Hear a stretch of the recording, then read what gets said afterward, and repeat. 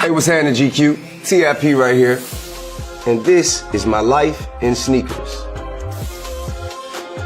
The first thing I wanted that I couldn't get my mom, my grandma, my grandpops to buy for me was sneakers, Jordans. That is what drove me into entrepreneurship. I started selling candy, and the money that I made from my candy usually went to clothes and shoes. My most expensive pair of shoes or sneakers that I have in my collection, the Marty McFly Air Mags. You dig what I'm saying? Last time I checked, they were retailed or listed for like 15 grand, 14.5, something like that. I've never worn. If you look, they still had the paper in them and everything. Like these are not mint condition, damn near perfect condition. They go nowhere. They sit up on the shelf all day waiting to be purchased. So, anybody got 15 band, pull up on me, I got you. Okay, now, the most underrated shoe that I have in my collection, in my opinion, the Mike Vicks. There's never been a quarterback that came and instantaneously galvanized the energy of the city and drove people into the dome in support of the Falcons like Mike Vick. And not just Mike Vick, but you gotta think about the era of that moment in Atlanta. You had Mike Vick, you had BMF, that's when I think Young Jeezy just started popping off. It was a time, it was a moment in time. And these shoes, I feel like, are underrated because I don't see them on the consistent cycle of release, creating new colorways and creating a retro market for this particular shoe like I do for the Jordans or other shoes that, you know what I'm saying, have found their way back into the release schedule. So I would say these are the most underrated shoe I think that I have in my collection. The sexiest shoe that I feel that I have, this shoe to me is sexy just in aesthetic. Come closer, can you zoom in and see the leather goes from dark and then it gets light here and then it kind of fades back into dark again. It gives you like a two-tone, I don't know, iridescence, if you will. This shoe can be worn so many ways. You could do jeans and a hoodie with it, or you could do a nice sweater with a cardigan and a turtleneck with some cool cargos. And who makes those, T.I.? Oh, shit, who makes them? I don't even know. This is Saks Fifth Avenue by Magnani. Saks Fifth Avenue by Magnani. I don't know who you are. I have never seen another shoe of yours besides this, but you did your motherfucking thing with this one, okay? Keep up the good work. The flashiest.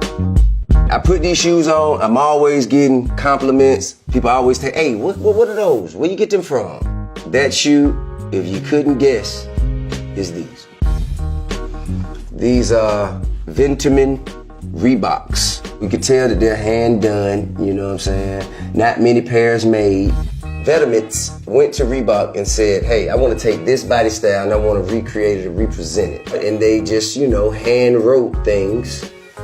Full on Life, it says, 1994, Legacy, Stop to Love, Turn On, Tune In, 1992. I don't know what the relevance is, but I remember that was my year. That was the year I jumped dead in the dope game, 1992. But anyway, neither here nor there. These are the flashiest, most complimented pair of shoes that I think I have. These are the ugliest but still cool and the oldest. These are polo boots. Polo boots are synonymous with Atlanta culture. Just like New Yorkers have Timbs, Atlantans have polo boots. You know, a pair of polo boots with a pair of Guess jeans, a flannel polo shirt, or a polo sweater with the bear on it. That was high fashion in the early to mid 90s. The thing about this shoe is it collects a lot of dust. You see what I'm saying? You kind of have to dust it off. I don't know what kind of leather this is, but it collects a lot of dust. There are a lot of crevices here. However, when you put them on with an outfit and you got them clean and presentable, you can go to the club or the court in these. Okay, now we'll go to what I consider my rarest pair, the DJ Khaled 3s. Khaled gifted me these at a show I think we were doing. Now these are, I think 13.5 or 14, something like that. And I've never worn them. Yet again, if you look at the bottom of them, you can eat off of it. Now what makes them rare for me is because the person who is responsible for the shoe actually gave the shoe to me. You dig what I'm saying? If Michael Vick would have gave me these would have been the rarest pair. However, he did not. I purchased these. My relationship with Khaled is definitely one that I hold in high regard. So if you notice, I keep these shoes lined up because they're ready to wear at any given moment. See, these don't go over there, these go here. Showcased like that. They're not to be grabbed and worn. It's an art piece, if you will. These are my rarest pair here. The We The Best DJ Khaled Jordan 3s. I want to thank you guys, man, for hanging out with me and checking out some of my sneakers in my haberdashery. If you don't mind, I must bid you adieu. Farewell.